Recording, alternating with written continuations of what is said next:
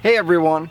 In today's video, my hope is that I can get the back of the barn built. So that's the goal. We'll see if we can get it all done in this video. Now there's just a few things that I have to do in order to do that. And as you can see behind me, I have some of the posts which are going to be going from the ground up. And I have a few things to help me do that. If you've watched any of the previous barn build videos, which I recommend you go back and watch those so you can catch up, I've already made the tenons for the posts, and the tenons are going to basically be what goes into the headers on top of the barn. And so I've rough cut the tenons on the sawmill, and now I need to refine them to make sure that they're going to fit in the mortise socket. And so I've got a few basic tools that I've made to help me do that. I have my trusty template that I've made in the shop, my framing chisel, and just a rubber mallet to sort of help me along. So first thing we're going to do is refine the tenons, and then the other things we're going to do in this video is cut some big dovetail sockets on the sides, which are going to hold basically the side headers of the barn. And then we've got to make some pegs, and then last thing is drill the holes for the pegs and then get to work on assembling everything. So that's a lot to do all in one video, but we're going to see if we can get it done and if we can get the back wall up in the barn today. Wish me luck, folks. Here we go. So I already know that I'm square this way because these were cut on the sawmill, and I'm very close already to where I need to be. So I just need to take a little bit off of the tenon and then we'll be good to go. Then last thing we do is clean it up all around, make sure that it will fit nice and smoothly into the mortise socket.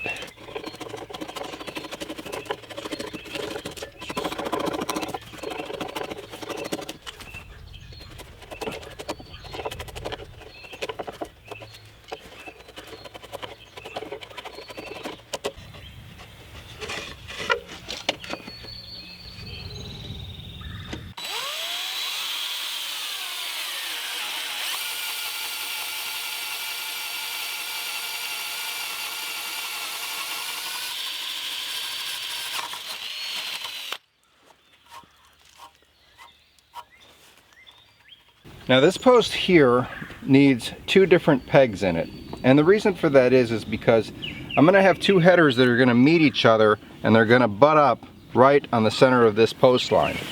And so what I'm doing instead is I'm drilling two peg holes, one for each side of the header, and then the other thing I'm doing is instead of the 1-inch hole that I have been drilling, I'm switching to a 3/4 inch. Main reason for that is I don't want to get too wide and risk splitting the edges off while I'm jamming the pegs in. So hopefully this will work. We'll know 100% when we assemble it, but I don't see any real complications right now. For you fortune tellers out there, if there is a problem, you probably already know it. So here we go.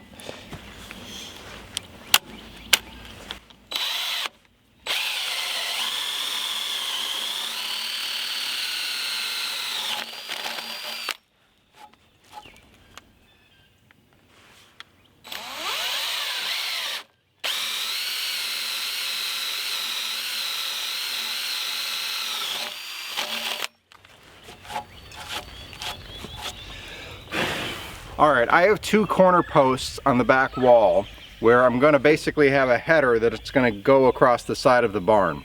And I need to attach that somehow, and with all the different joinery techniques you could use, the one that I settled on was a simple dovetail joint that is going to accommodate that header on the side of the barn.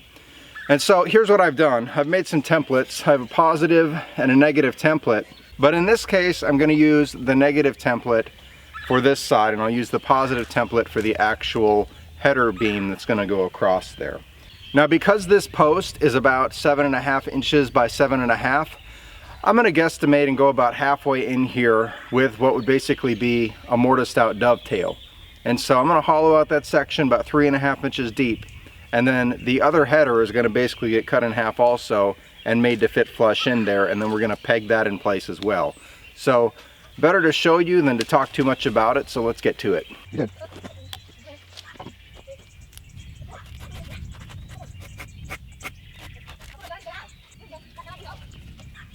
Of course.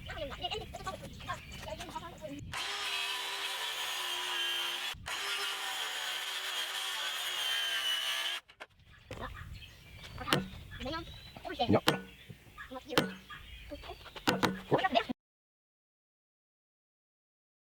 Okay, so right off the bat I had a little mishap. I was hammering in this direction, chiseling, and I had basically the structural integrity of this entire corner fall apart. So there's all the pieces that should be there, and I need to be able to fix this and make this work. Thankfully, when the header is on top of this, there's going to be a lot of weight on top pushing this down to help sort of reinforce this joint. But we're going to have to get out the old epoxy and fix this. So let's go ahead and do that quick and do some movie magic. Ready? Okay, so there's some movie magic for you. I did, like I said, I put some epoxy in here, reinforced it in all of the joints, even on the outside, and cleaned all of that up. And then I came back with the chisel and I took everything else out of here. As you can see, it's a little bit rough looking. I tried my best to clean it up and make it look nice, but the dovetail does fit pretty much perfectly in here, so I'm happy with that. But I did do a second one of these for the other side of the barn, and I used a different method for that. So let's look at that and I'll tell you what I did. Here's the other one that I did, and as you can see, it is a lot cleaner looking on the inside. And the reason for this, and something that I've kind of learned from this project now at this point, is to use the tools you have at your disposal. I have no shame in going to more modern equipment to try to get jobs done and get them done quicker. So the first one was basically a hammer and chisel. This one I went and I used my oscillating multi-tool and used a wood bit and basically carved all of this out with the wood bit, and then did a small amount of chisel work around here to clean it all up. So this worked a lot better, it was a lot faster, and I feel, at least for me, a lot more accurate. Okay, so we're at the point where we want to start putting some of the posts into the post hole brackets, and we're not going to raise the whole barn up as one hole. That was one of my original thoughts, is let's just assemble it on the ground and lift it old school style. But because we're a little shorter on hands, and because I think I can lift the headers on top with the forklift, we're going to go about it a little different way. So we're going to put the posts in individually, one by one, and then when those are all in there, then we are going to put the headers on top and slam all those pegs in there to make it nice and tight. And then of course there's going to be some bracketing and stuff. That's going to be for a later video. But for right now, we're going to get some of these posts in here, and like I said, hopefully by the end of this video we have most of a back wall put together.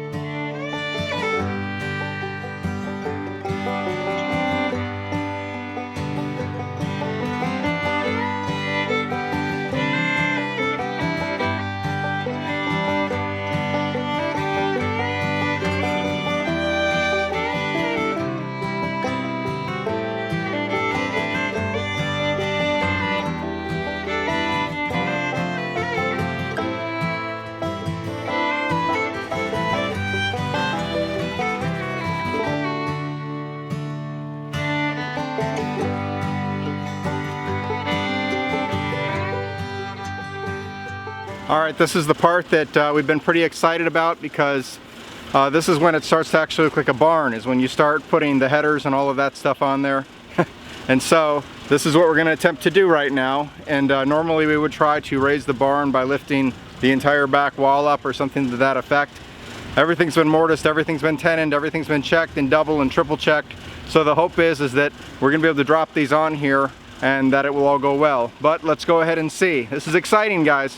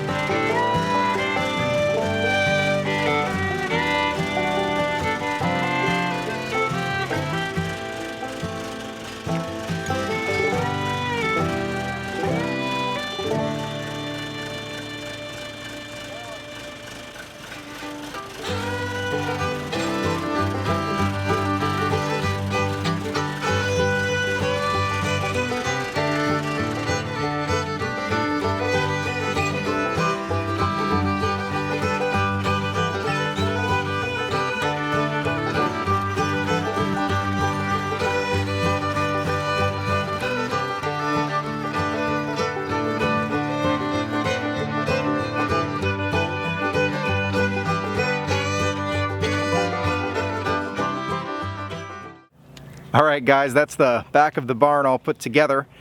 A little bit stressful, but it was a lot of fun getting all of that assembled, and the next thing I need to do is make the 1 inch and 3/4 inch pegs for the peg holes in all of these beams. And so we're going to do that next, and then after that we got to start thinking about how we're going to brace everything, and I already have a plan for that, which is going to have to wait until the next video, so hang on for that. But right now we're just going to go ahead, make those pegs, get all of those in, and then we'll get one last look at all of this put together before we start putting all of the bracing in.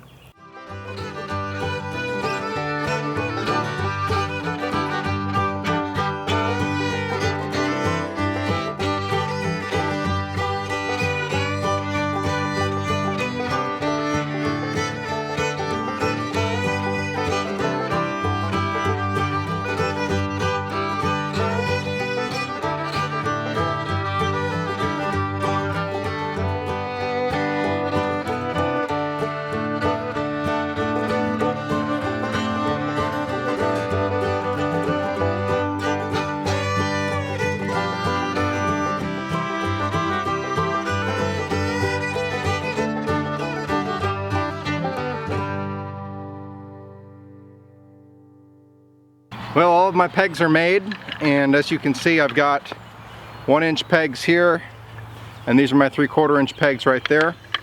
And this is pretty self-explanatory, I think. I'm going to climb up on this ladder and I'm going to start trying to hammer pegs in, and if we need the assistance of the forklift at some point, we will use that. But right now, we just have one job and we're going to try to get that done.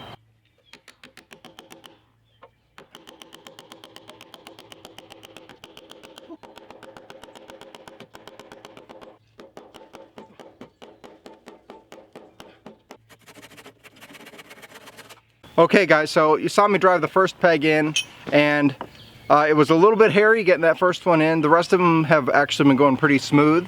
Now, there's a couple tricks to getting pegs in. One is, you need to have a peg, obviously, and then the second one is coat it with some wax, and just about any kind of wax will do. Beeswax, paste wax, something like that. Just something slick to help it get into the hole and guide through there.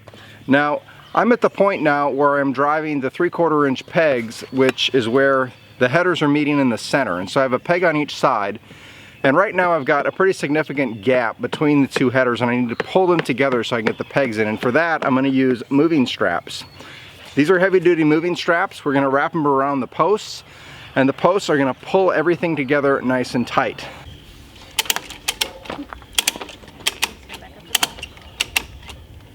Like a charm. Look at that.